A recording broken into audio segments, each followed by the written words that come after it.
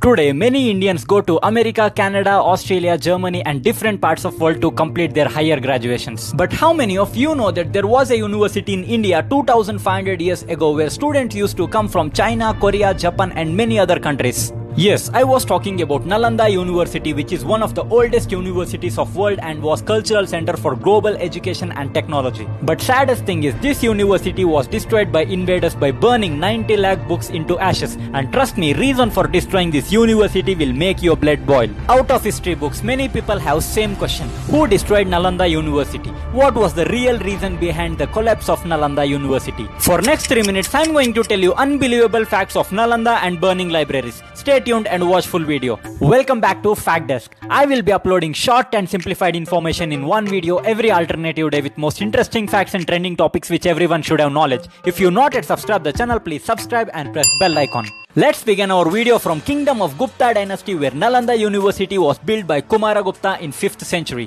Nalanda is located in today's Patna city in state of Bihar. The university had different courses like philosophy, religion, medicine, science, astronomy, mathematics and many other courses. It is said that university had 2000 teachers and 10,000 students from different parts of world. This is first university in ancient world where debates have started in between students to find more logical answers in every research. With scriptures and writings, approximately 90 lakh books were recorded in libraries of Nalanda. These books contain many writings which also include technical innovation and space research. From education to hostel facility, everything was free. Only eligibility to get admission in university is to interest to study. The main motto of university is to spread knowledge and innovation across world. And world was moving to next level in science and innovation until an Turkish invader Muhammad bin Bakhtiar Khilji invaded India. Khilji was very religious towards Islam and was destroying every religion in his invasion. In year 1200, Bakhtiar Khilji had fallen sick and Khilji was in such a worse situation that doctors of his religion failed to cure him. But someone advised him that cure of this disease can be found only in University of Nalanda. Khilji was too proud of his Islamic culture that he refused to get himself treated by person outside his religion. But his condition was worsening day by day and he was left with no other option other than inviting Rahul Shribhadra, who was the head of Ayurveda department in Nalanda University. But Khilji put an condition and asked Shribhadra to cure him without giving any Hindu cultural medicine like Ayurveda. And smartly Shribhadra accepted this challenge and next day Shribhadra returned with Quran and told Khilji to read few pages of Quran 3 times a day after having food. Confused Khilji started reading Quran and to everyone's surprise he was cured very well. Treatment behind Quran is Shribhadra applied Ayurveda medicine in Quran pages and Khilji used to lick his fingers to turn the pages and eat medicine without his knowledge. After recovery, Khilji got to know that Hindu scholars are much more capable and intelligent than his religious scholars. So he wanted to convert everyone from that university to Islam.